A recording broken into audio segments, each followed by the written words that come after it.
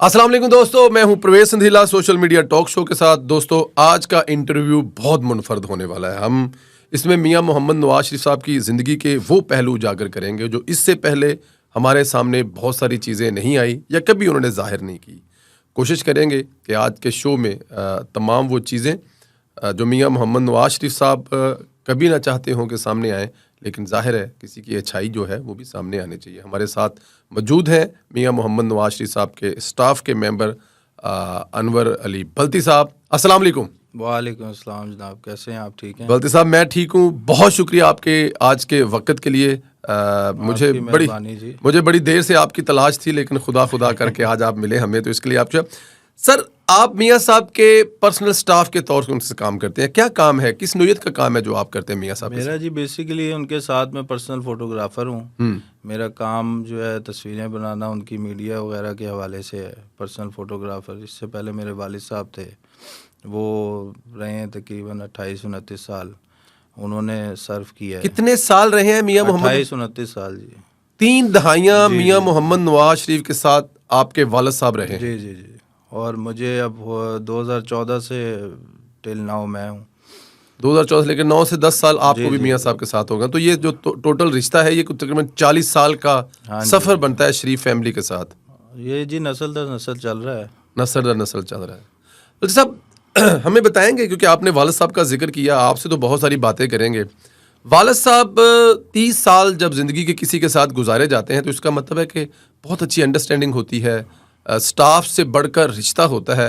तो मियां साहब के साथ आपके वालिद साहब का कैसा रिश्ता था? सर, नवाज शरीफ साहब की खूबी यही है कि उनके साथ जितना भी स्टाफ चल रहा है वो नस्ल दर नस्ल चल रहा है। मैं नहीं समझता कोई भी उनके साथ जो बंदा इस टाइम पर्सनल स्टाफ में चल रहा है उसको कोई दूसरी नस्ल ना आया हो या तीसरी नस्ल ना हो। बेशतर 99% ऐसे ही लोग हैं जो नस्ल दर नस्ल चलते आ रहे हैं, और उसकी वजह भी यही है कि उनका खलूस, उनका प्यार, पूरे ख़ानदान की मोहब्बत। जाहिर सी बात है, मुलाजिम जब भी आपके साथ चलता है जब आप उसको प्यार देते हैं, उसका ख्याल रखते हैं, तो वरना ये सिलसिला दोनों तरफ से जारी रहता है। तो हमारा जो रिश्ता है वो वालिद साहब की वजह से चलता आ रहा है, और नवाज शरीफ साहब ने भी हमारे वालिद साहब के बाद हमें वालिद साहब जैसे ही प्यार दिया है और कभी कमी नहीं महसूस होने दी वालिद की। मेरे वालिद जो हैं अपना फ़ोटोग्राफ़र थे उनके साथ, और 28-29 साल उनके साथ वो रफ़ाकत रही है उनकी।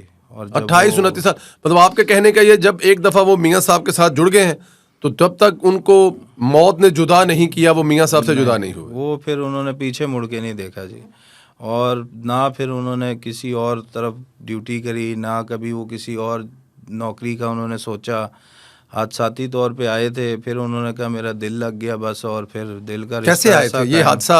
अब आपने जिक्र किया हादसे का, तो इस हादसे का भी ज़रूर ज़रा सुनने वालों को बता दें। मैं जी उनसे मैंने पूछा था एक दफ़ा, मैंने कहा जी आप कैसे आए थे और किस तरह। एक कैंपेन थी नवाज शरीफ साहब की इलेक्शन की, तो उस सिलसिले में उनको मुशाहिद हुसैन सैयद साहब लेकर गए थे। एज आ फ़ोटोग्राफ़र चाहिए था नवाज शरीफ साहब को कोई जो उनकी कैंपेन कर सके। ठीक। तो वो उन्होंने बड़ी महदूद कैंपेन थी 10-15-20 दिन की, और उस टाइम मेरे वालिद साहब जो है न्यूज़पेपर्स में थे, वहाँ पर काम करते थे। और जब वो गए हैं उसके बाद उन्होंने कहा कि मैंने 10-15 दिन की कैंपेन तो करी, लेकिन नवाज शरीफ साहब का जो रवैया था, उनके जो खलूस था, उसकी वजह से फिर मैंने उनको छोड़ा नहीं। और नवाज शरीफ साहब ने भी उसके बाद कहा कि भाई आप मेरे पास ही रहें। तो वो कह रहे हैं ना मैं उन्हें मना कर सका, ना मैं फिर जो है अपना उसके बाद उनके पास से हट सका। उससे पहले वो बीबी साहिबा के साथ भी कैंपेन करते रहे मेरे वालिद, लेकिन उन्होंने कहा कि नवाज शरीफ साहब ने फिर मुझे ऐसा प्यार दिया कि वो सारी ज़िंदगी ही उनके साथ चलते आए। फिर कठिन दौर भी आया उनकी ज़िंदगी में, मुशर्रफ का जब कू लगा था उस टाइम वो फारिग हो गए बिल्कुल, तो बड़े परेशानियों ने घेरा, बड़ा टफ़ टाइम आया, लेकिन उन्होंने जो है वो बस जब मुशर्रफ साहब के दौर में मियां मोहम्मद नवाज शरीफ साहब को मुशर्रफ ने, जाहिर है जो अडियाला में थे, जेल में थे, अटक में थे, तो उस दरमियान बेगम कुलसूम नवाज साहबा जब बाहर निकली थी, तो वालिद साहब क्या बेगम कुलसूम नवाज साहब के साथ भी उस सफ़र में साथ थे? मेरे वालिद जो हैं फिर वो उनके काफ़िले में साथ चलते रहे। कैप्टन साहब थे, मेरे वालिद थे, और बेगम साहिबा के साथ जिस जलसा हो, जो फंक्शन हो, जिधर जाना हो आना हो, वो उनके साथ ही रहे। उसके बाद जब ये जिला वतन हो गए तो फिर मेरे वालिद साहब जो हैं परवेज़ साहब, वो रोज़ बस ये कहते थे मैं किसी तरह बस पहुंच जाऊं उनके पास, अच्छा जी, सऊदीया चले सऊदी जाऊं। चला हाँ जाऊं। जी, तो वो फिर जो है अपना, जब तक वो गए नहीं उन्हें सुकून नहीं मिला। और जब वो वहाँ चले गए तो हमारा उनसे रब्ता महीनों में, हफ्तों में, उस टाइम इतना टेलीफोन आसान नहीं भी होता था इतना। टेलीफोन आसान भी नहीं था, और हम भी छोटे थे, ना हमें कोई किराए पे घर देता था, ना कोई हमें रखता था, क्योंकि एजेंसीज और ये मामलात, मतलब टॉर्चर करना, ये करना। मुझे 2 दफ़ा सिर्फ इस वजह से कि आपके वालिद साहब नवाज शरीफ के साथ हैं। हाँ जी, वो कहते थे जी। फिर उसके बाद चौधरी शुजात साहब से उनकी बड़ी दोस्ती थी, रफ़ाकत थी, वो चले गए। तो उन्होंने भी वालिद साहब को कहा, शेख रशीद साहब ने कहा कि भाई आप हमारे पास आ जाएं, यहाँ पर कर लें, आप छोड़ें। तो वालिद साहब ने कहा भाई मैं चाहे जो मर्ज़ी हो जाए, चाहे मुझे ख़त्म कर दो, मैं नवाज शरीफ को नहीं छोड़ सकता। खैर वो अपना दौर बड़ा टफ़ रहा। तो हमें वालिद साहब फ़ोन पे यही कहते थे, हम छोटे थे, मुझे 2 दफ़ा अटैम्प्ट अपना किया, किडनैपिंग करी, तो मुझे उठाकर भी लेकर गए, लेकिन अल्लाह का शुक्र है मैं बच गया। स्कूल से उन्होंने जी मुझे उठाया। तो वालिद साहब को जब पता लगा तो वालिद साहब ने मेरी वालदा को ये रिप्लाई दिया, उन्होंने कहा खैर है, मैं अभी जवान हूँ तो मैं और पैदा कर लूँगा, अल्लाह, ठीक है। उन्होंने कहा जी ऐसे 10 मतलब ये बच्चे कुर्बान। लेवल ऑफ लव हाँ विद जी, नवाज हाँ जी। शरीफ। तो मेरी वालदा ने परेशान हो गई, चाहे औलाद औलाद होती है। उन्होंने कहा ये क्या काम है। तो उसने कहा, मेरे वालिद साहब ने उन्हें कहा, उन्होंने कहा इंशाल्लाह ताला तुम देखना नवाज शरीफ दोबारा आएगा और ये सारे मामला ठीक हो जाएंगे। इतना और यकीन था। हाँ, उनका ये तवक्का। उन्होंने कहा कि भाई ये चाहे जो मर्ज़ी कर लें। उस दौर में, जिस दौर में कहते थे भाई नवाज शरीफ ख़त्म हो गया, मतलब सोच भी नहीं है, मतलब कहीं हमारे रिश्तेदार हम पे क्या यार ये क्या अपना तुम्हारे वालिद वो चला गया बस। तो मेरे वालिद यही कहते थे, वो हमेशा हमें यही फ़ोन पे कहते थे, बेटा सब कुछ ठीक हो जाएगा और नवाज शरीफ देखना दोबारा आएगा और मैं भी आऊँगा। तो वो वक्त हमने फिर देखा। मुश्किल तरीन वक्त हाँ गुजारा, और जी। उसकी पीछे रीज़न ये थी कि आप लोग नवाज साहब। अच्छा, मैं ज़रा वालिद साहब से भी आगे जाऊंगा, लेकिन ये सवाल बड़ा अहम है। अच्छा, मैंने एक किस्सा सुना था, शायद आपके भी नॉलेज में हो, अपने किसी चाहने वाले से, बुजुर्ग से। वो कह रहे थे कि जब बेगम कुलसूम नवाज साहिबा चागी की तरफ सफ़र कर रही थी तो रास्ते में एक जगह पे बल्ती साहब का जूते हजूम में या किसी जगह पे को टूट गए, तो बल्ती साहब जो है वो नंगे पैर उस जुलूस के साथ चलते रहे। और फिर आगे जाके, हाँ, कैप्टन सफदर शाह ने शायद हमें सुनाया था, मैं कहता आगे जाके एक चप्पल खरीदी और बलसा के बल्ती साहब जुत्ती पा लो, ताड़ी मेहरबानी, गर्मी बहुत है। तो ये मोहब्बत के किस्से हमने बड़े सुने हुए। मुझे ज़रा ये बताएं कि बल्ती साहब जब बीमार हुए तो हमने एक किस्सा तो बहुत ज़्यादा आम है, हमने इमरान खान साहब की रफ़ाकत, उनके जो क्रिकेट के दौर के साथी थे नईमुल हक की, बड़ा लंबा सफ़र गुजरा। लेकिन हमने देखा जब वो बीमार हुए तो वो किस्से कहानियाँ बड़ी मशहूर हैं। वो उनके स्टाफ भी थे, उनके दोस्त भी थे, फिर उनके वो जनाजे में भी नहीं गए, इलाज के बारे में भी अल्लाह बेहतर जानता है कि हम लोग उनकी बुराई नहीं कर सकते। जनाजे का तो सबको पता है कि इलाज उन्होंने करवाया। लेकिन आप ये बताएं कि जब वालिद साहब सेहतमंद थे, मियाँ साहब के साथ चलते थे, ड्यूटी देते थे, तब तो उनके साथ थे। लेकिन जब वो बीमार हुए तो क्या मियाँ साहब ने अपनी कोई जिम्मेदारी पूरी की, या किसी जगह पे कोई ऐसी चीज़ जो आप वो बीमारी के बारे में कुछ बताना चाहें वाले साहब? परवेज़ भाई, पहली बात तो ये है, देखें आप कि इमरान खान साहब का और नवाज शरीफ साहब का तो कोई कंपैरिजन ही नहीं है इस चीज़ में ना। मतलब इंसानियत के लिहाज से उनको कंपेयर ही नहीं कर सकते आप इन दोनों को। उसकी वजह ये देखें, आप नईमुल हक साहब का आप जिक्र कर रहे हैं, वो उनके साथ सियासत से पहले के थे। बिल्कुल ठीक। जब उनकी सियासी शुरू ज़िंदगी नहीं हुई थी तब से वो इमरान खान साहब के साथ थे, और एज अ जब क्रिकेटर थे तब वो उनके मैनेजर थे। मतलब इतनी पुरानी रफ़ाकत और इतना क्लोज़ ताल्लुक़, और उसके बाद एक बंदे का बीमार हो जाना और उससे पूछना तो दूर की बात है, जनाजे में भी नहीं गया। बिल्कुल ठीक। आप मेरे वालिद की बात करें, मेरे वालिद एक फ़ोटोग्राफ़र थे, कोई ना सियासतदान थे इतने बड़े, ना कोई इतने बड़े लीडर थे। वो एक नवाज शरीफ के चाहने वाले थे और उनके स्टाफ का हिस्सा थे। उनकी जब तबीयत ख़राब हुई है, आप यकीन करें कि हमसे ज़्यादा अगर किसी को टेंशन थी ना, वो शख्स नवाज शरीफ था। और मेरी वालदा ने ये ख़ुद महसूस किया। उन्होंने कहा, हमें घर में बैठे हुए थे तो उन्होंने कहा कि मेरे से ज़्यादा अगर कोई परेशान है ना तो वो इस टाइम नवाज शरीफ साहब हैं। मतलब मैं आपको, ये एक दफ़ा बीमार हुए हैं लास्ट टाइम, मतलब कैंसर से इंतकाल हुआ, उससे पहले उन्हें 2008 में 9 में हार्ट अटैक हुआ जी। अच्छा जी। हार्ट अटैक हुआ तो नवाज शरीफ साहब ने हमें फ़ोन कर के, हम लोग थे हॉस्पिटल में, उन्हें पता लगा कि जी बल्दी को हार्ट अटैक हुआ है। हम ना जी अभी जिना हॉस्पिटल लाहौर में ही उनको ले गए, अपना वहाँ मेडिकल वार्ड था तो वहाँ पर हम लोग उनको अपना एडमिट वगैरह करवाया। उन्होंने, डॉक्टर ने फ़ौरन उनको थिएटर में ले गया, उनकी जो एंजियोप्लास्टिक स्टेंट्स वगैरह डालने थे वो करके हम अभी बेड पे लाए हैं। तो नवाज शरीफ साहब की कॉल्स पे कॉल्स आ रही थी। अच्छा, मोबाइल उनके जो है ना वो घर पड़े हुए थे। ठीक है, वाला साहब के मोबाइल? जी, वाले साहब का मोबाइल, उस पर कॉल्स आ रही होंगी। तो हम जैसे ही अभी वार्ड में पहुंचे हैं तो वार्ड की सिस्टर आई है, उसने कहा जी नवाज शरीफ का फ़ोन आया है।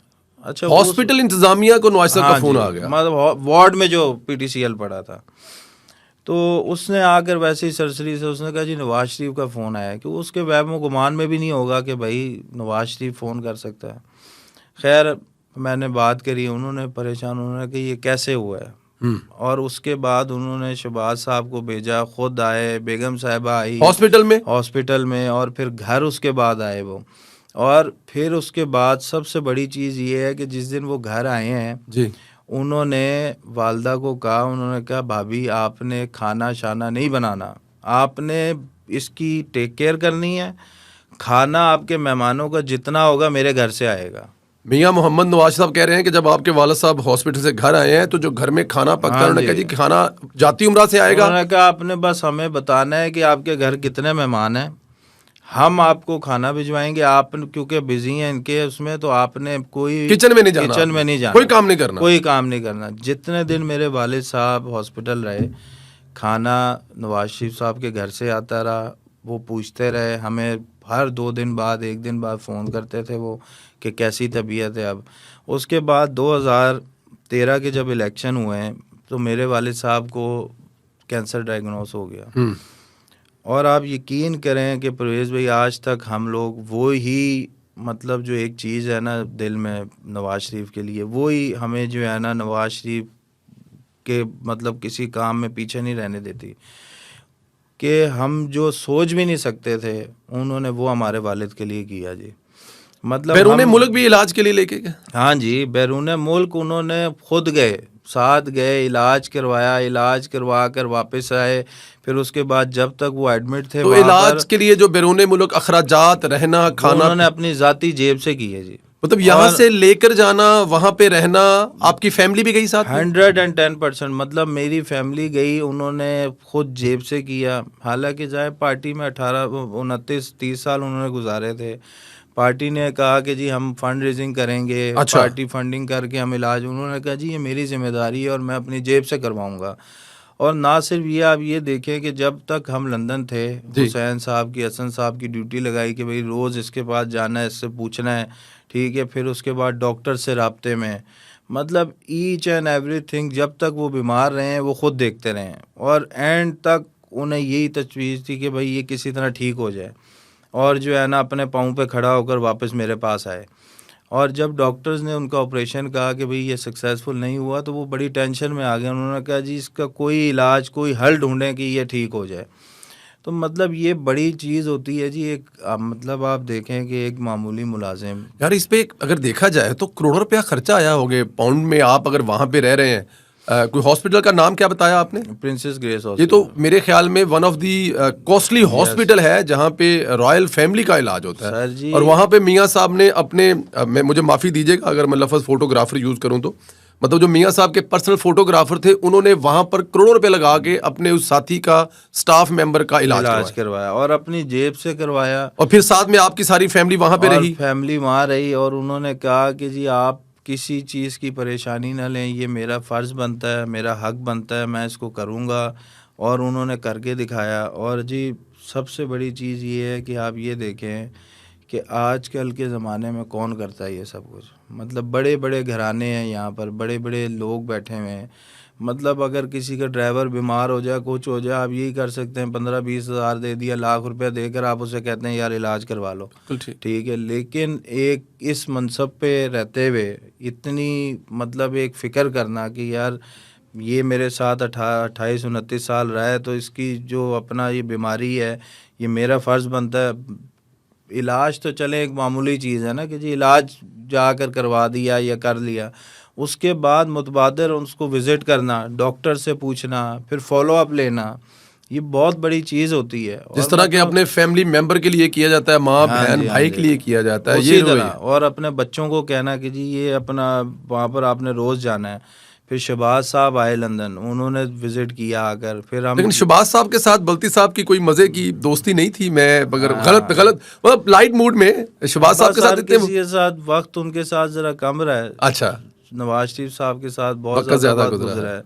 फिर बेगम कुलसूम साहिबा के साथ बड़ा वक्त गुजरा उनका एग्ज़ाइल में, और उनके साथ उनकी वो दोस्ती भी, रफ़ाकत भी बड़ी थी।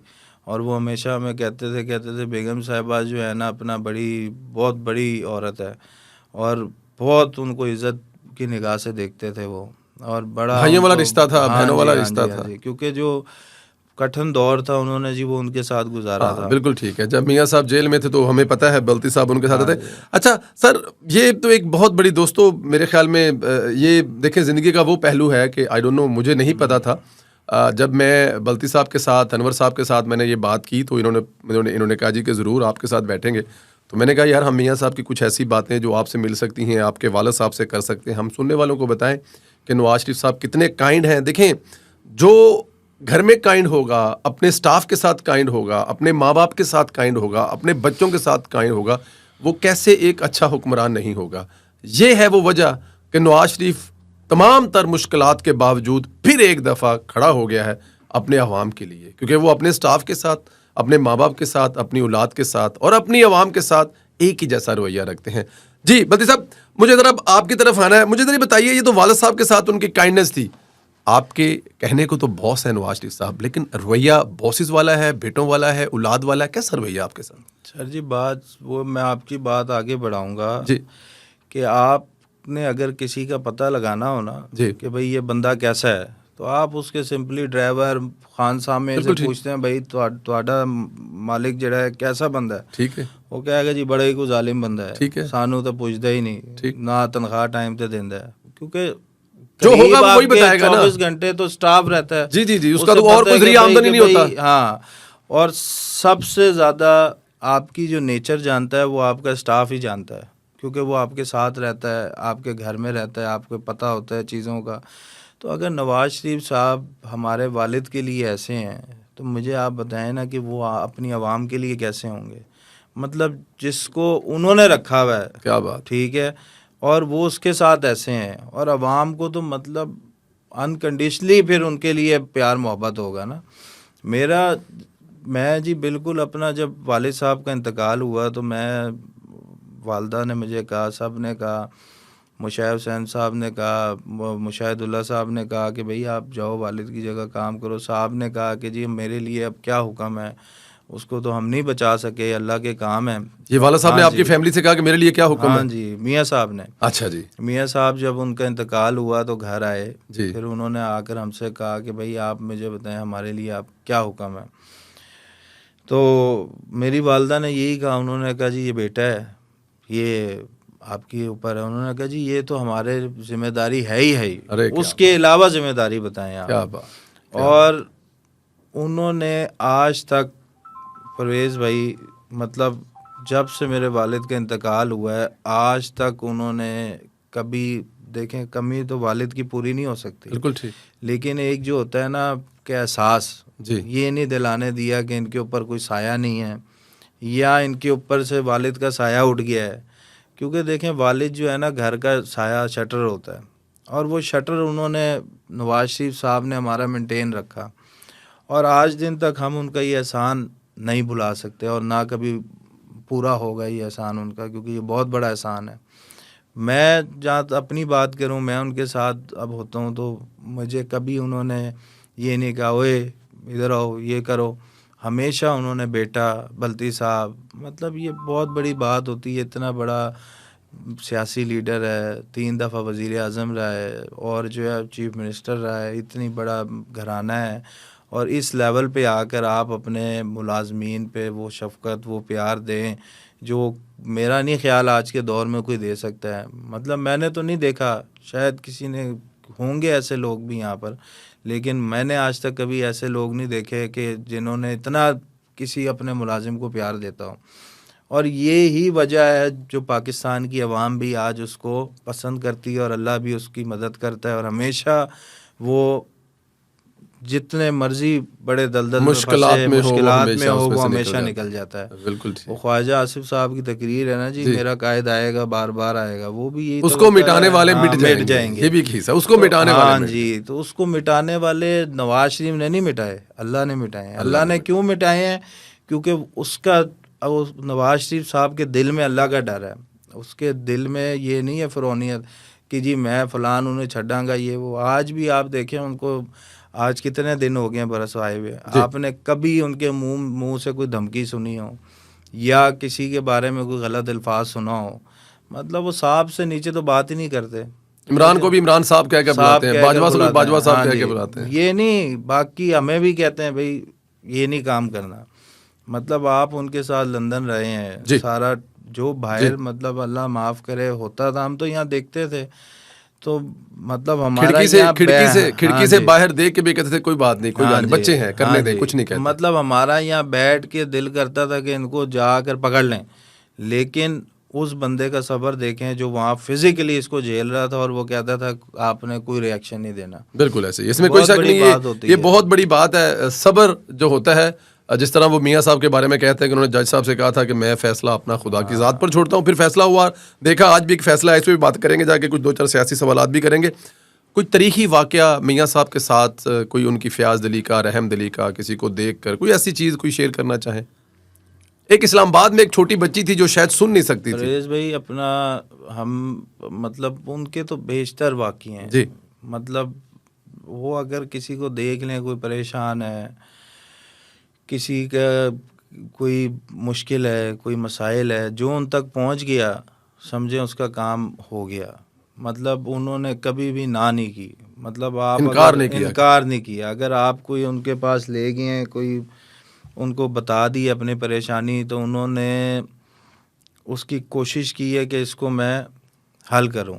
मतलब हम लोग गए एक स्कूल में, हम नवाज शरीफ साहब ने जब वज़ीर आज़म थे तो उन्होंने इस्लामाबाद के जितने भी फेडरल गवर्नमेंट के स्कूल हैं, IMCB, IMCG, उनको तमाम को नई बसेस दी, ठीक, जो पिक एंड ड्रॉप देती हैं, वो हमने एक नई बसेस दी उन्होंने, नवाज शरीफ साहब ने। तो हम उसके फंक्शन पे गए थे, इनॉग्रेशन की, उसके विज़िट करनी थी बसेस।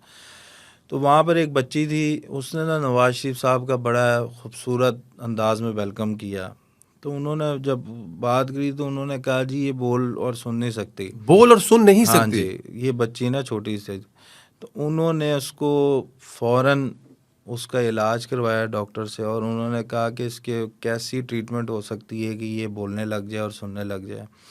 और जब वो अल्लाह खैर करके बोलने सुनने लग गई, उसकी फिज़ियोथेरेपी हुई, उसकी अपना वो वॉइस थेरेपी हुई, तो वो बोलने लग गई। तो फिर मियाँ साहब ने उसके वालिद को उसको अपना PM हाउस बुलाया और उससे मिले, गोद में भी उठाया, मरीम नवाज़ साहिबा भी साथ थी, तो उन्होंने पूरा जो है उसकी टेक केयर करी। तो मतलब उनके दिल में हमदर्दी है जी। मतलब वो बड़ा सादा तबीयत इंसान है जी। वो अगर मतलब जा रहे हैं रोड पे, कहीं खड़े हैं तो बंदे खड़े हैं उनसे मिल लेंगे। मतलब ये तो पाकिस्तान में एक अब सिक्योरिटी कल्चर ये वो आ गया है, वरना उकताहट का इजहार नहीं करते। अगर 10, 15, 20, 50 लोग भी खड़े हैं तस्वीर बनाने के लिए, नहीं जी, वो आप देखे ना, अब तो मतलब सिक्योरिटी के मसले मसाइल आ गए हैं और काम हो गए हैं। वरना अगर आप उनकी 86 की, 90s की, इसकी उसकी फोटोज देखें तो वो बाइक पे फिर रहे हैं, वो झुग्गियों में जा रहे हैं, वो गरीब लोगों के घर जा रहे हैं। हम लोग खानेवाल चले गए जी। मैं आपको बताता हूँ, मोटरवे का इफ्तिताह था, हम वहाँ पर गए, जाकर जो है ना मोटरवे का इफ्तिताह किया है। साहब जो है ना वो अपना गाड़ी में बैठे हैं, उन्होंने अपना वहाँ पर बैठे हुए थे सारे हमारे MP हैं, मैंने इस गाड़ी के अंदर, उन्होंने ड्राइवर को कहा कि जी ये कोई है यहाँ कोई पिंड शिंड है करीब? अच्छा जी। उसने कहा जी हाँ बिल्कुल है। अच्छा, हम जो है गाड़ी वापसी की तरफ कर रहे हैं तो एकदम साहब की गाड़ी जो है ना टर्न कर वो गई। टर्न कर गई, अच्छा जी। और वो नीचे कच्चा इलाका, रेगिस्तान, बेअबान, वहाँ पर गाड़ी साहब ने जनाब ड्राइवर से कह के चढ़ा दी। हम चले गए आगे, हमने भी गाड़ियाँ दौड़ा दी पीछे। अब वहाँ जाके जब ब्रेक मारी, वो कच्ची गलियाँ, गाँव, एक प्योर कच्चा चक था, गाँव। प्योर कच्चा चक सा था, वहाँ अच्छा। जाकर गाड़ी रोक दी। जी। वहाँ एक सरकारी स्कूल बना हुआ था, अच्छा जी। पुराना ना सरकारी स्कूल।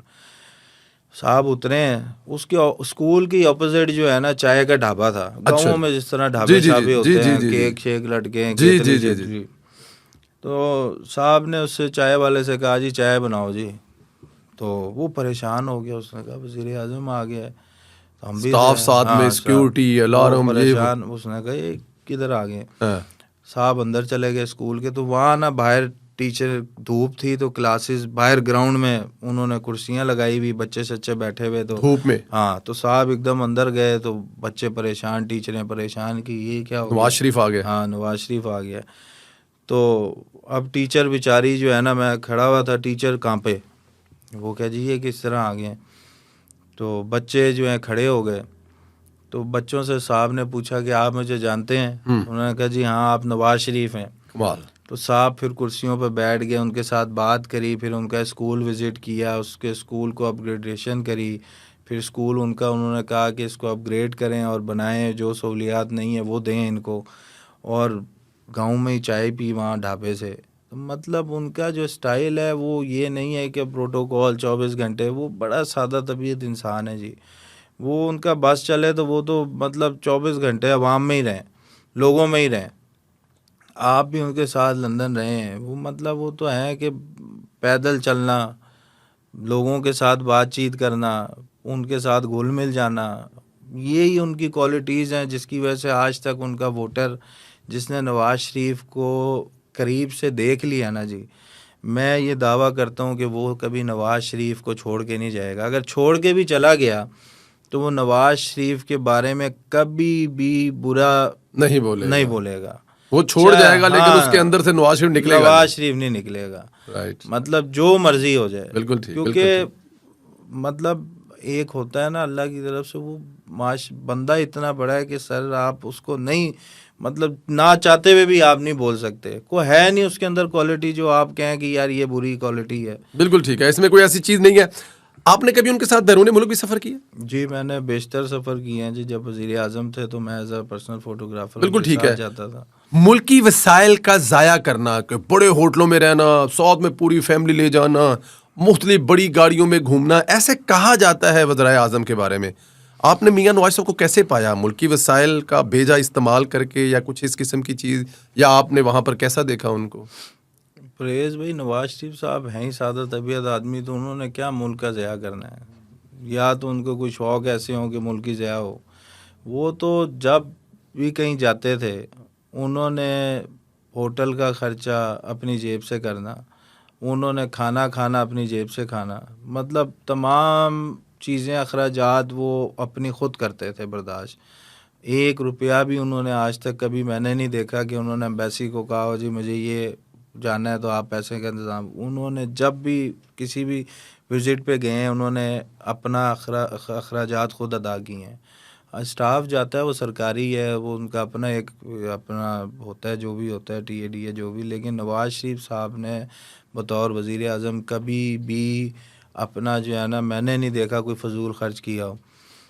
और हमेशा उन्होंने मतलब यही सादगी, ना उन्होंने कोई वहाँ जाकर किसी लेविश होटल में रह रहे हैं, जहाँ है वहाँ रहते थे वो, जो होटल आम होते हैं, ना कोई जो लेविश प्रोटोकॉल के कमरों में मुताबिक रह है, रहे हैं, उन्होंने जो कभी कोई एक्स्ट्रा फरमाइश नहीं कभी की। एक्स्ट्रा फरमाइश नहीं करी। और हमेशा उन्होंने जो है ना वहाँ जाकर जो गाड़ी है वही लेनी है एम्बेसी के पास। कोई ये नहीं कहा जी इतनी ये होना चाहिए, ये कमरा होना चाहिए, जो प्रोटोकॉल है वो उन्होंने इस्तेमाल किया और अपने ज़ाती पैसों से किया है। और आप देखें ना कि जहाँ पर भी गए हैं नवाज शरीफ, जिस मुल्क भी गया है उस मुल्क ने पाकिस्तान को ऑन किया, इज़्ज़त दी और नवाज शरीफ वहाँ से पाकिस्तान को मनवा कर ही वापस आया है।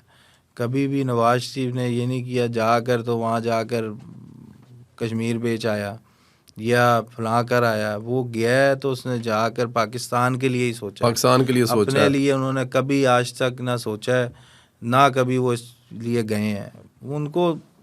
उनको कमी किस चीज़ की है जो वो सरकारी वसाइल इस्तेमाल करेंगे।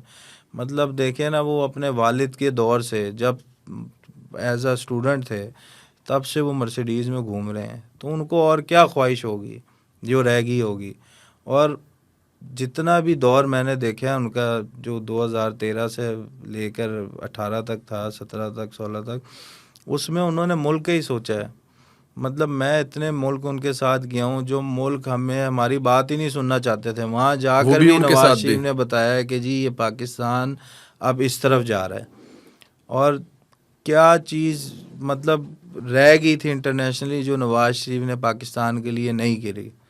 मतलब हमने इतने गोल्स किए, G20 में हम जा रहे थे, उसके बाद जो है CPEC, फिर टापी, ठीक है, फिर उसके बाद जो है अपना टापी गैस पाइपलाइन हो गई, CPEC हो गया, फिर उसके बहुत बाद बड़े बड़े प्रोजेक्ट हैं। अज़रबैजान जो है, आज हम लोग देखें ना न्यू ईयर पे शादी होती है, हम कहते हैं जी अज़रबैजान चलो।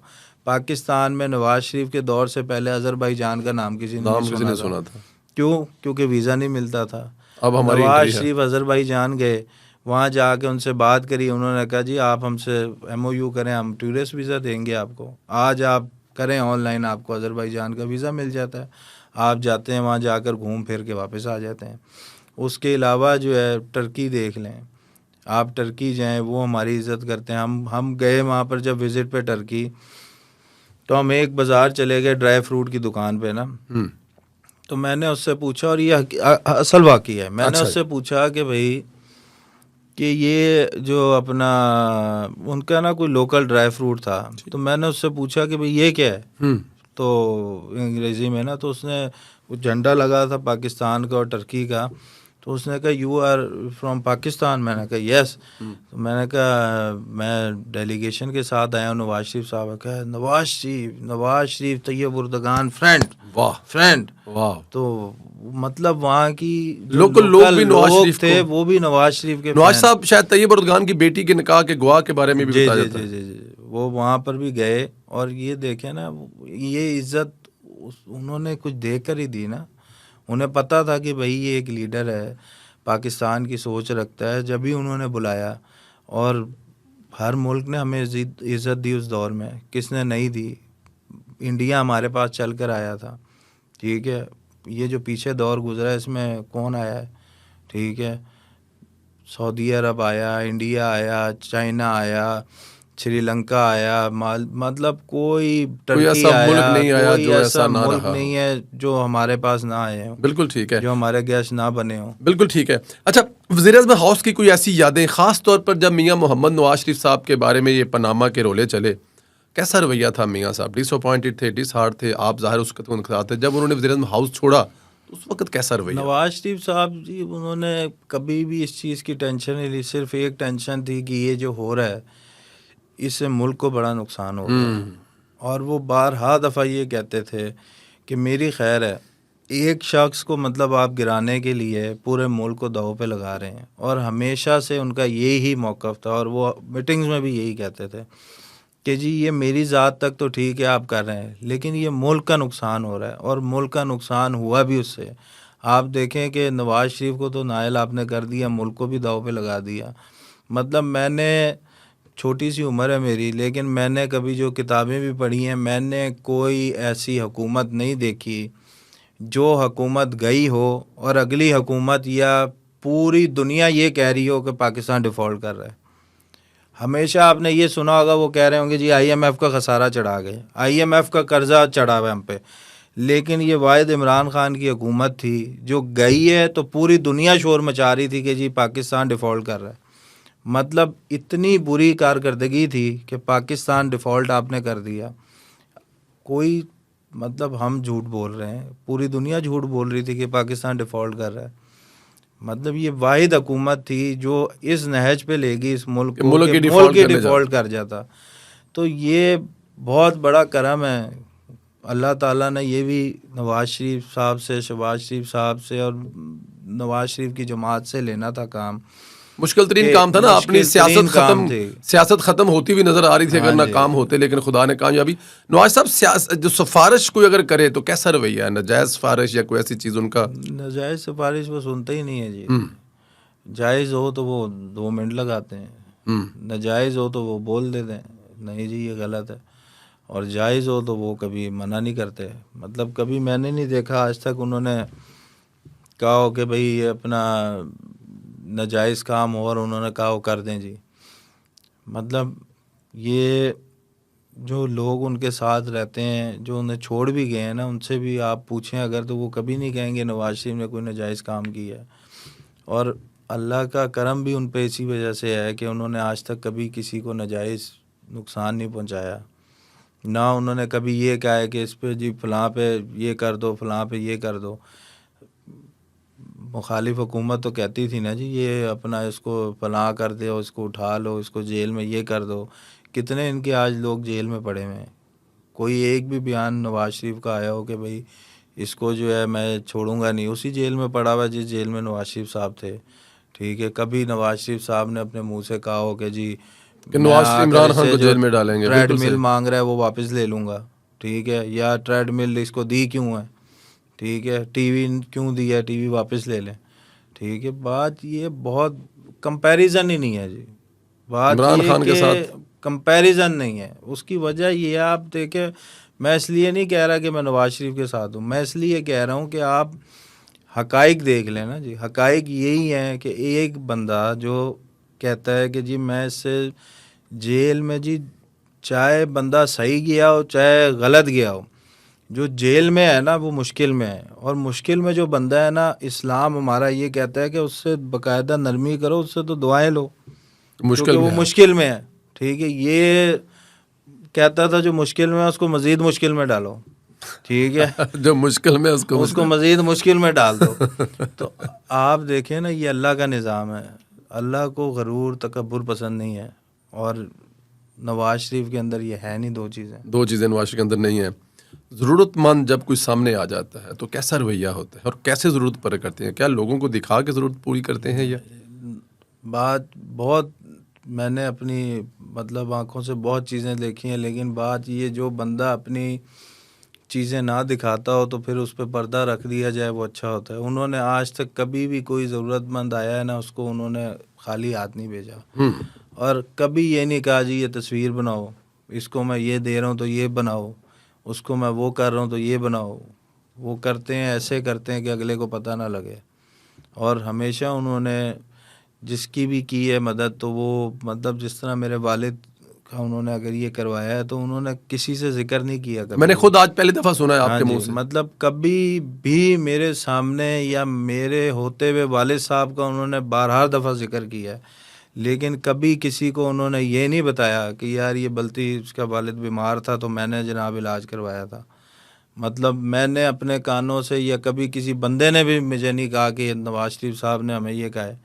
तो मतलब ये बहुत बड़ी बात होती है जी। वरना यहाँ तो लोग किसी को अपना थोड़ी सी इमदाद कर दें, वो 10 दफ़ा कहते हैं जी मैं फ़लाँ बंदे की इमदाद की थी। बिल्कुल ऐसे, कोई शक नहीं, इसमें कोई शक नहीं है। अच्छा जी, इमरान खान साहब जो अभी जिक्र करते हैं अक्सर इमरान खान का, तो मुझे ज़रा ये बताएं कि इमरान खान साहब काफ़ी ज़्यादा मजहबी टच देते हैं, रियासत मदीना और पता नहीं क्या क्या, अपने आप को आलम इस्लाम का लीडर बनाकर पेश करते थे। लेकिन इस मामले में नवाज शरीफ साहब तो बहुत सादा है। फिर मैं अगर उनको ज़ाती ज़िंदगी में देखूँ, 5 वक्त के नमाजी, मजहबी घराना, मजहबी टच, लेकिन कभी किसी जगह पे दिखाया नहीं उन्होंने। परवेज़ भाई, बात ये है कि जो बंदे की कभी किसी ने इस्लाम की तरफ देखा ही ना हो जिसको, वो अपनी एडवर्टाइजमेंट तो करेगा। जो बंदा बचपन से ही इस्लामी हो तो उसको एडवर्टाइजमेंट करने की क्या ज़रूरत है। बिल्कुल ठीक। ठीक है, एक प्रोडक्ट है जिसको आप लॉन्च कर रहे हैं तो उसकी तो आप जाहिर सी बात है एडवर्टाइजमेंट करेंगे। एक जो है ही प्रोडक्ट पुरानी इस्लामी, उसकी क्या एडवर्टाइजमेंट है। बिल्कुल मतलब नवाज शरीफ अगर अपना तस्बीह, इमरान खान तस्बीह पढ़ रहा है तो वो टीवी पे दिखा रहा है। अब नवाज शरीफ भी तस्बीह लेकर शुरू हो जाए जी मैं भी पढ़ता हूँ। तो ये चीज़ें देखें, इनका जो घराना है ना, आप किसी मुखालफिन से भी पूछ लेना कि जी कैसा घराना है, तो वो कहेगा जी बड़ा मजहबी घराना है, 5 वक्त के नमाजी जी, तहज्जुद गुजार, और बच्चे से लेकर बड़े तक, मतलब मैंने आज तक अपनी ज़िंदगी में कभी ऐसा घराना नहीं देखा जो इतना मजहबी हो और जिसके दिल में इतना अल्लाह का खौफ हो। और जो मतलब आप ये देखें कि उनका जो छोटे से छोटा बच्चा है ना, वो भी जी नात, किरात, नमाज, पाबंदी से, मतलब ये अब वो चीज़ें ये दिखाएं, मतलब ये चीज़ें हैं अल्लाह के लिए, अल्लाह के लिए, ये अपना चीज़ें पर्सनल मामला अवाम के खुदा लिए के तो साथ। नहीं है। मतलब ये आप अवाम को दिखाकर क्या कहना चाह रहे हैं कि मैं मुसलमान हूँ, मैं बहुत बड़ा मजहबी बंदा हूँ, ठीक है, ये तो आप कर रहे हैं, आपको पता है, अल्लाह को पता है। अगर आप उसमें ये दिखावा कर रहे हैं कि जी मजहबी टच, ठीक है, तो फिर तो ये आपकी नमाज रोज़ा सब कुछ फारिग है। सब कुछ फर्क है। मियाँ साहब खाने की टेबल पर कैसे हैं? सुना अपने हाथ से अपने मेहमानों को डाल डाल के खाना देते हैं। मेहमान नवाजी तो उन पे ख़त्म है ना जी। अच्छा जी। मेहमान नवाजी वो बहुत मेहमान नवाज बंदे हैं। खाना हो, कुछ हो, दावत हो, वो खुद सर्व करते हैं, अभी खुद मॉडल देते टाउन हैं। में 100 तकरीबन कोई 28-29 दिन सिलसिला चलता रहा है और वहाँ पे हमेशा कुछ 4 से हाँ जी, 500 लोग आते थे। तो 4 से 500 लोगों को खाना सर्व किया जाता आप है। भी आए हैं, आपने देखा है कि वो कहते थे फलां को डालो जी, फलां लो जी, तुसी लो। मतलब बड़े, आपको मैं एक तस्वीर दिखाऊंगा, जी हम गए उम्रे पे जी, जी। रमज़ान शरीफ थे, ठीक। नवाज शरीफ साहब वज़ीर आज़म थे, जी तो वहाँ अफ्तारी लगती है, सुफरे लग जाते हैं बड़े बड़े, तो बल्कि सोशल मीडिया पे भी वो काफ़ी वायरल है। तो उस साहब ना एक बाबा फिर रहा था, अच्छा जी। अब वो बाबे के पास ना जगह नहीं थी, बैठने के लिए। रोज़े का टाइम हो गया था अफ्तारी का, जी तो अब वो वहाँ रश इतना था, फिर वो जगह ढूंढ रहा है, खड़ा हुआ था, इधर उधर जा रहा, तो साहब अपने उठे सुफरे से वो अफ्तारी शफ्तारी ली, तो उसको ना पकड़ा रहे हैं कि जी ये अफ्तारी लें आप। वो मैंने तस्वीर खींची, सोशल मीडिया पे बड़ी वायरल हुई, बहरहाल वो अपना मैंने तो वैसे ही ले ली, लेकिन वो बड़ी वायरल, तो वो मतलब बड़ा सादे बंदे हैं जी वो। मतलब हमने किसी ने नहीं देखा कि भाई वो बाबा फिर रहा है, देख रहा है कि भाई कहीं अगर अफ्तारी उन्होंने से, देख लिया। उन्होंने देख लिया, उन्होंने उठे, वो ये भी कह सकते थे भाई इसको दो, खुद उठे, उन्होंने खुद उठ के यूं अफ्तारी उन्होंने बांटी। मतलब ये उनकी आदत है शुरू से जी, मतलब बड़ा मेहमान नवाज किस्म के नहीं बंदे होते कि अपना कोई किसी की प्लेट खाली है तो बोटी डाल देनी, ये बिल्कुल लो ठीक जी है। ये डालो। अपनी वालदा साहबा के साथ मियाँ साहब का कैसा रवैया था, कैसा प्यार था, कैसा मोहब्बत था? वाला साहब तो जाहिर है वो सऊदी अरब में थे जब वो हो गए, लेकिन वालदा साहबा के तो साथ आपने उनको देखा होगा। वालदा साहिबा के साथ बहुत उनका जी बहुत प्यार का रिश्ता था। अच्छा जी। और मतलब सुबह जाते थे तो वालदा से प्यार लेकर वापस आते थे, तो वजीर आजम वालदा की के, हैसियत हाँ से जी, भी हाँ जी, हाँ जी, वापस आकर भी सीधे पहले वालदा हाँ के पास और वालदा के फिर। फिर कमरे में अपने, तो बड़ा उनका प्यार का रिश्ता था एक। और मैंने नहीं कभी देखा कोई वालदा की बात उन्होंने टाली हो, और वालदा भी उनसे बहुत प्यार करती थी। मतलब जब वो जेल में थे जी तो वो जिस मतलब अजियत से गुजरी हैं, और वो उनको जब पता लगा तो उनका मतलब देखे ना कि बेटा है उनका, साथ रहना मिलना, और वो जब जेल में थे तो वो बस रोज़ दुआ करती थी उनके लिए। और मतलब मैं ये सोचता था कि ये कैसे मतलब बर्दाश्त करती होंगी, जो इतना प्यार, और साहब कैसे बर्दाश्त करते होंगे। एक दफा तो लेकिन सुना है कि उन्होंने कहा था कि मैं नवाज दे नाल ही जाना है, हाँ जी, वो जेल चली गई, वो वहाँ से निकल ही नहीं रही थी, मैंने इधर रहना है। इधर रहना है, वो कहती हैं जी मैं नहीं जाना, मैं इधर ही रहना है। तो साहब ने बड़ा उनसे मिन्नत करी, उन्होंने कहा जी आप जाएं, मैं इंशाल्लाह आ जाऊँगा। तो यहाँ तक था कि अपना वो टीवी भी उनके कमरे में बंद किया हुआ था कि ये टीवी में भी ख़बर ना देखें कोई। तो बड़ा जो है ना, वो जेल जाती थी तो वो वापस आने का नाम नहीं लेती थी, बड़ा मुश्किल से उन्हें एग्री करना पड़ता था जब मुलाकात का वक्त ख़त्म होता था। लेकिन नवाज शरीफ साहब ने वो वक्त भी सब्र करके गुजारा है, और कभी उन्होंने इस चीज़ का गिला नहीं किया, और हमेशा उन्होंने यही कहा है, और कुर्बानी अवाम के लिए ही दी थी उन्होंने। वो भी मतलब दो हिस्से हैं इस सवाल के। एक हिस्सा बेगम साहबा, बेगम कुलसूम नवाज साहबा और मियाँ मोहम्मद नवाज साहब कुर्बत, बहुत प्यार था, बहुत मोहब्बत थी, पूरी दुनिया जानती है। उनके वफात पाने से पहले जब वो बीमार हुई, कैंसर सर्वाइव थी, लंदन में थी, अक्सर वो कहते हैं कि जब वो आए थे, बल्कि मैंने तो खैर वो प्रेस कॉन्फ्रेंस भी देखी जब मरियम बीबी और वो आए थे, मतलब कैसा था वो मरियम बेगम कुलसूम नवाज साहिबा, कुलसूम नवाज साहिबा का जो आपस में एक तल्लक था। लोग हमेशा मिसालें देते हैं। ये जी लोग क्या, जो उन्होंने जिन्होंने देखा हुआ है वो सभी आपको मिसालें देंगे। हम तो अपने वालिद इसके से बाद सुनते थे जी जी जी जी प्लीज। कि वो कहते थे कि मैंने कभी मतलब ऐसा रिश्ता नहीं देखा किसी का, मियाँ बीवी का, जो इनका है बेगम साहबा और मियां नवाज मोहम्मद शरीफ नवाज साहब साहब। का। इतना प्यार का रिश्ता था कि मेरे बाबूजी कह वालिद के बुलाते कहते थे। थे, हाँ जी, वो कहते थे मैंने आज तक नहीं अपनी ज़िंदगी में देखा कि कभी इतना मियाँ बीवी में भी प्यार होता है। और फिर जब मैं आया तो मैंने भी देखा, और बहुत बड़ी खातून थी वो। मैं आपको एक सुनाता हूँ। मैं एक दफ़ा जहाज़ में जा रहा था उनके साथ, जी तो मैं खड़ा हुआ था दरवाजे पे ना, तो साहब जो हैं वो दूसरी तरफ बैठे हुए थे, वो साइड पे अकेली बैठी हुई थी। तो मैं खड़ा हुआ था तो कहती हैं बल्कि बैठ जाओ, थक जाओगे आप ना। तो मैंने कहा नहीं जी, नहीं बैठ जाओ साथ में। बैठ गया तो मेरे से पूछने लगी, कहती हैं कोई परेशानी है क्या है, कोई मुझे बताओ, किसी चीज़ की ज़रूरत है। मैंने कहा नहीं बाजी कोई ऐसी बात नहीं है। नहीं नहीं तुम परेशान तो नहीं खड़े। मैंने कहा नहीं जी।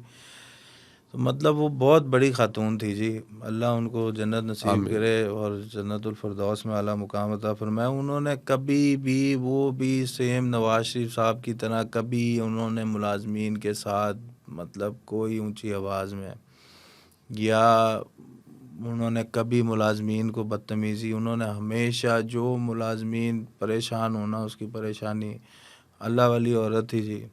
उन्होंने हमेशा मतलब लोगों से हमदर्दी, और नवाज शरीफ साहब का और उनका मतलब लाजवाब रिश्ता था।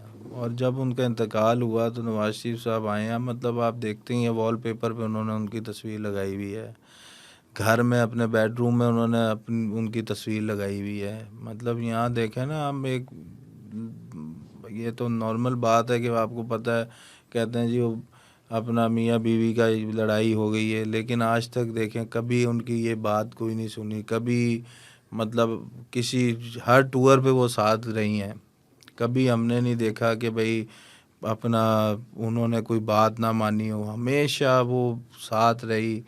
जब नवाज शरीफ साहब नहीं थे उन्होंने उनका भरपूर साथ दिया मुशर्रफ दौर में, मतलब कोई जगह ऐसी नहीं छोड़ी। और बात बहादुर खतून परवेज़ थी। भाई ये है सारी कि ये अल्लाह के काम होते हैं। जब आपकी नीयत साफ़ होना तो फिर आपको अल्लाह ताला भी मदद करता है। आप देखें चाहे वो बीवी की शक्ल में हो, चाहे वो बेटी की शक्ल में हो। कोई शक नहीं, बिल्कुल कि इसमें कोई शक नहीं। जी प्लीज। पिछली दफ़ा मुश्किल आई तो बेगम बेगम साहिबा साहिबा साथ खड़ी खड़ी हो गई, होगी, इस और दफा इस दफ़ा आई तो कोई सोच भी नहीं सकता था कि कि मरियम मरियम नवाज नवाज। साहिबा इस तरह कैंपेन चलाएंगी कि अगले बंदों के मतलब हाथ पांव कांपने लग जाएंगे। इसमें कोई शक नहीं है। तो अभी जो ज़ाहिर है मियाँ साहब जो वापस आए हैं, क्योंकि उस वक्त ये चीज़ें चल रही थी, फिर वो जेल चले गए, फिर वो जेल से आए तो बाहर चले गए, तो ये सारा अरसा अभी उसके बाद वापस आए हैं। तो बेगम साहबा की तो मियाँ साहब बहुत कमी महसूस करते होंगे, ज़ाहिर है बहुत पूरी ज़्यादा जी, ज़िंदगी उन्होंने गुजारी है। जाहिर सी बात है जी। अपना आप देखें ना कि एक आपका जो शादी के बाद तो बीवी से ही ताल्लुक़ होता है, और मियाँ बीवी का ताल्लुक़ एक बहुत बड़ा ताल्लुक़ है, और उसका तो खला पूरा नहीं हो सकता। खाना पूरा नहीं हो सकता। और नवाज शरीफ साहब ने इस दौर में सिर्फ ये नहीं है, वालदा की, अपनी वाइफ की, मतलब बहुत बड़ी बड़ी कुर्बानियाँ उसने दे दी हैं जी। और ये छोटी चीज़ नहीं है। मतलब मुझ जैसा अगर कोई बंदा होता तो हार्ट अटैक हो जाता है, ब्रेन हेमरेज हो जाता है। ये मुश्किलात छोटी मुश्किलात नहीं थी। मुल्क से बाहर बीवी को नहीं देख सकते, बेटी 24 घंटे रोड पे, हर शहर जाना, इधर उधर, मतलब एक तरफ बेटी को छोड़ा हुआ है, वो मुल्क में फिर रही है, फिर बीवी हॉस्पिटल में, माँ फौत हो गई बीमार होकर। मतलब ये बहुत बड़ी कुर्बानियाँ हैं। और मतलब ये नवाज शरीफ का सब्र है जो उसे लेकर बैठा हुआ है, सब चीज़ें वो जो वो बर्दाश्त कर रहा है, और बहुत बड़ा सब्र है जी ये। मतलब मैं कहता हूँ कि ये कोई आम इंसान होता तो वो ये इतना टूट कुछ चुका होता बर्दाश्त कोई नहीं, आम इंसान। छोड़ चुका होता जी। सियासत वो ही छोड़ कहता चुका। दफा करो सियासत क्या करनी है, या वो कहता बस ठीक है 3 दफ़ा वज़ीर आज़म बन गए हो, छोड़ो सियासत क्या करनी है। ठीक है, मुशर्रफ दौर में देखा उन्होंने, उनको मतलब अंदाज़ा था कि जी क्या होना है, लेकिन उन्होंने पीछे मुड़ के नहीं देखा, उन्होंने कहा होता है बस हो। लेकिन इस अवाम के लिए किया और आज भी इस अवाम के लिए कर रहे हैं। उन्हें क्या था, चुप बैठ जाएं, खामोशी से घर बैठ जाएं, नहीं लेते हुकूमत, 1 साल की जो ले रहे थे ना लेते, कोई आसमान नहीं टूटता, लेकिन ली, पाकिस्तान के लिए ली।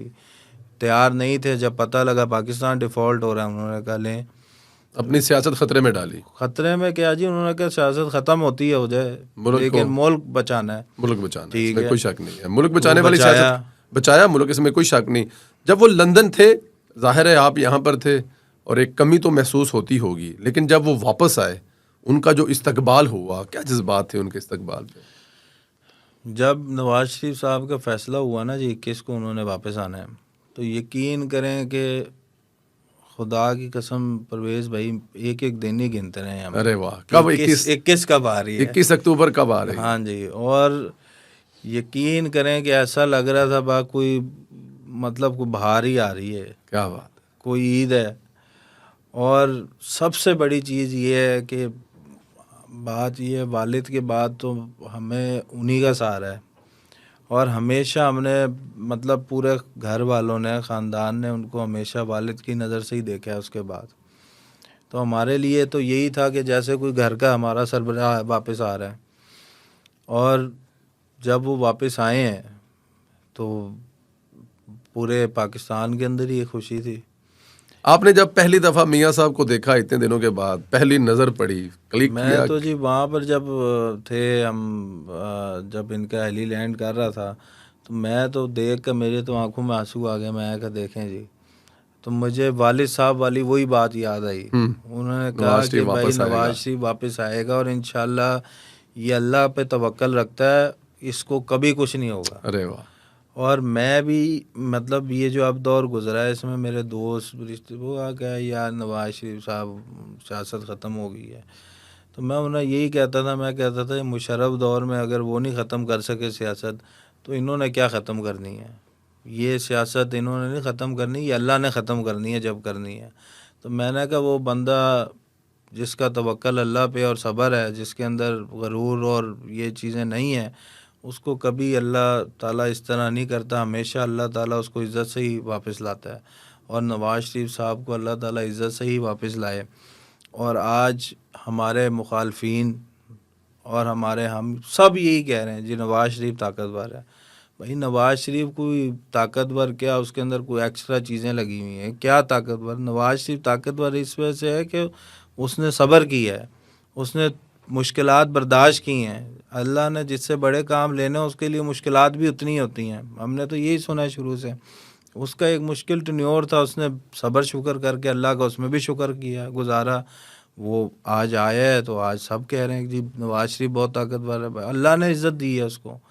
ये ना चाहते हुए भी मुखालिफ मुंह से अगर बोल रहा है तो ये अल्लाह ताला ही बुलवा रहा है कोई शक नहीं। कि जी नवाज शरीफ ताकतवर है। बेशक। तो अल्लाह ने उसे इज़्ज़त दी है, तो आज सब कह रहे हैं नवाज शरीफ ताकतवर है, चौथी दफ़ा वज़ीर आज़म है, इंशाअल्लाह ताला बनेंगे जी। जब जाहिर सी बात है आपका यकीन अल्लाह पे होगा तो आप खुदा की ज़ात कभी आपको जो है वो मायूस ना तो नहीं उम्मीद नहीं करेगी, करती। ना बिल्कुल ना ऐसे ही उम्मीद है। करती है। उन्होंने उम्मीद रखी है और उन्होंने कहा था कि मैंने अपना फ़ैसला अल्लाह पे छोड़ दिया है। तो उस लफ्ज़ को वो बोला नहीं, उन्होंने दिल से आवाज़ निकली थी उनकी। वो जो दिल से आवाज़ निकली थी उसके बाद उन्होंने अल्लाह पे ही छोड़ा और अल्लाह ने सुरखरू की, सुरखरू किया उन्हें। इसमें भी कोई शक नहीं है। बल साहब आखिर में काफ़ी लंबा आपका टाइम ले लिया, मुझे आखिर में ज़रा ये बताएं कि मियाँ साहब जब भी कोई बात होती है तो जिक्र किया जाता है मियाँ साहब के बड़े बड़े प्रोजेक्ट, बड़ी बड़ी बातें। आप समझते हैं कि मियाँ जो एक लीडर को अपने मुल्क के लिए करना चाहिए, वो तमाम चीज़ें मियाँ साहब ने की हैं, या समझते हैं कि कुछ कमियां हैं अभी? कौन से ऐसे बड़े मंसूबे जिन पे अगर आप पाकिस्तान की आवाम सिर्फ ये सोच लेना कि नवाज शरीफ ने किया क्या है इस मुल्क के लिए, तो मेरा नहीं ख्याल कि कोई बंदा ऐसा होगा जो नवाज शरीफ को वोट ना दे या नवाज शरीफ को पसंद ना करे। मुझे आप ये बताएं कि कोयटा से लेकर गवादर से लेकर अपना गवादर से लेकर गिलगित बल्तिस्तान तक नवाज शरीफ ने क्या नहीं दिया इस अवाम को। मतलब मैं अगर अपने सूबे की बात करूं, गिलगित बल्तिस्तान की, तो जब से वो आज़ाद हुआ है ना जी, तब से लेकर अब तक कोई बंदा ऐसा नहीं आया जिसने गिलगित से स्कर्दू रोड बनाई हो। ठीक है, गिलगित से स्कर्दू रोड सी पैक का हिस्सा नहीं थी। सी पैक का हिस्सा थी इस्लामाबाद से खुंजराब तक रोड। हमारा जो स्कर्दू है ना सिटी, वो निकल जाता है साइड पे। नवाज शरीफ साहब ने उसके ऊपर 50 अरब रुपया लगाकर वो रोड दी।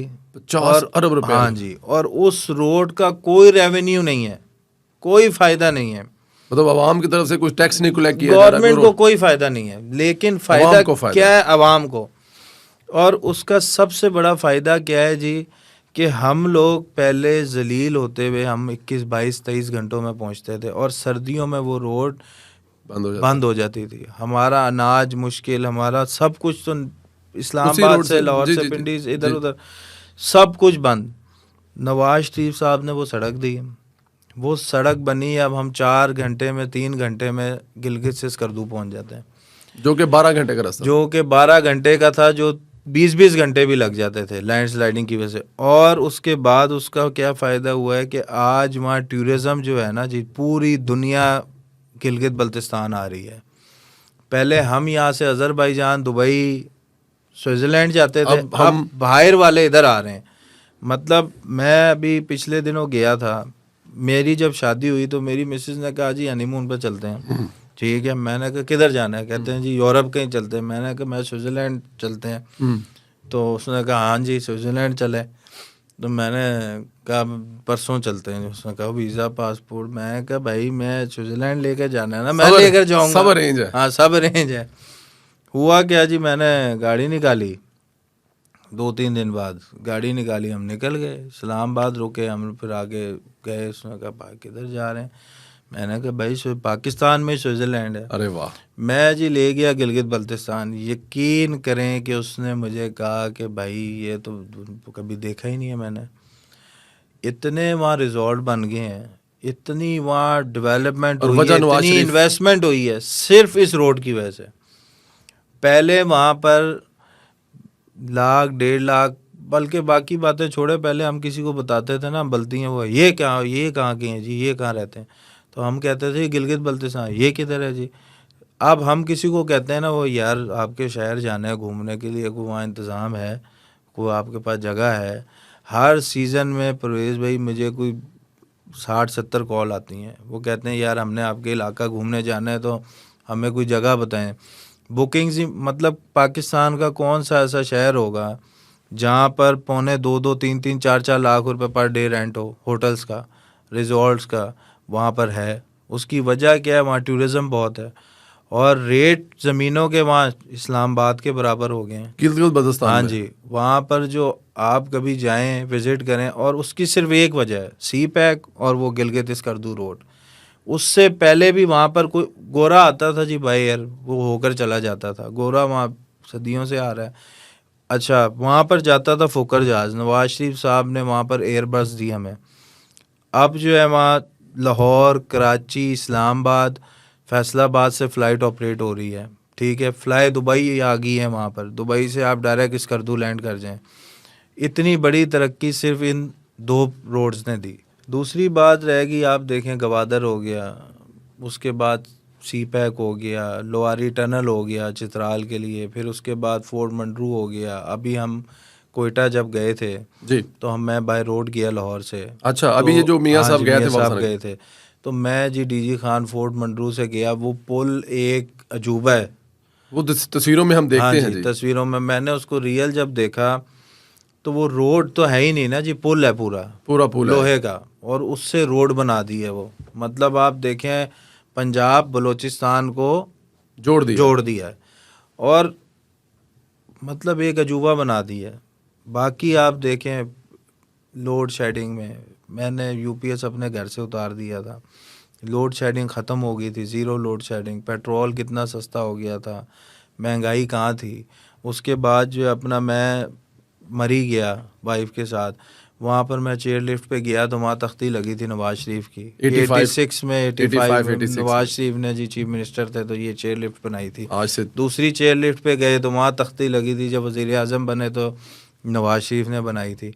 मतलब टूरिज़म से लेकर रोड डेवलपमेंट से लेकर इलेक्ट्रिसिटी डेवलपमेंट से लेकर हर प्रोजेक्ट तो नवाज शरीफ ने दिया हुआ है। किसी जगह आप चले जाएं, हर चीज़ नवाज शरीफ ने। सिंध में ये जो कह रहे हैं आज ग्रीन लाइन नवाज शरीफ का मंसूबा था।